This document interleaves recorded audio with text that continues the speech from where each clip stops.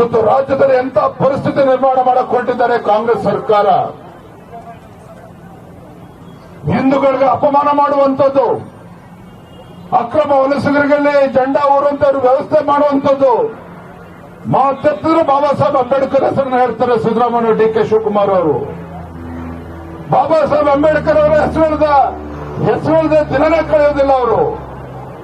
ಆದ್ರೆ ಇವತ್ತು ಅಂತ ದಲಿತರಿಗೆ ಇವತ್ತು ಅನ್ಯಾಯ ಮಾಡಕ್ ಹೊರಟಿದ್ರಲ್ಲ. ಇವತ್ತು ರಾಜ್ಯದ ತೆರಿಗೆದಾರರ ಹಣದಲ್ಲಿ ಕಟ್ಟಿರ್ತಕ್ಕಂಥ ಮನೆಗಳನ್ನ ಇವತ್ತು ಅಕ್ರಮವಾಗಿ ನೆಲೆಸಿರ್ತಕ್ಕಂಥ ಆ ಅಕ್ರಮ ವಲಸಿಗರಿಗೆ ಅಕ್ರಮವಾಗಿದ್ದು ರಾಜ್ಯ ಸರ್ಕಾರ ಇವತ್ತು ಕೊಡೋದಕ್ಕೆ ಹೊರಟಿದೆ ಅಂತ ಹೇಳಿದ್ರೆ ಇವತ್ತು ಪ್ರಶ್ನೆ ಮಾಡಬೇಕಲ್ವ. ಆಗ ನಾವು ಭಾರತೀಯ ಜನತಾ ಪಾರ್ಟಿ ಕಾರ್ಯಕರ್ತರಾದ್ರೆ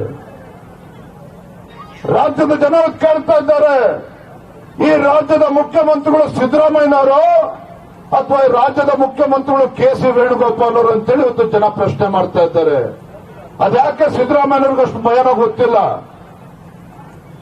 ಸಿದ್ದರಾಮಯ್ಯನವ್ರಿಗೆ ಮುಖ್ಯಮಂತ್ರಿ ಕುರ್ಚಿ ಉಳಿಸ್ಕೊಳ್ಳೋಕಯ್ಯ, ಡಿ.ಕೆ. ಶಿವಕುಮಾರ್ ಅವರಿಗೆ ಮುಖ್ಯಮಂತ್ರಿ ಕಸ್ಕೊಳ್ಳೋ ಒಂದು ತವಕದಲ್ಲಿ ಇವತ್ತು ಕನ್ನಡಿಗರಿಗೆ ಇವತ್ತು ಅನ್ಯಾಯ ಮಾಡೋದಕ್ಕೆ ಹೊರಟಿದ್ದಿಲ್ಲ. ಭಗವಂತ ಮೆತ್ತನ ನಿಮಗೆ.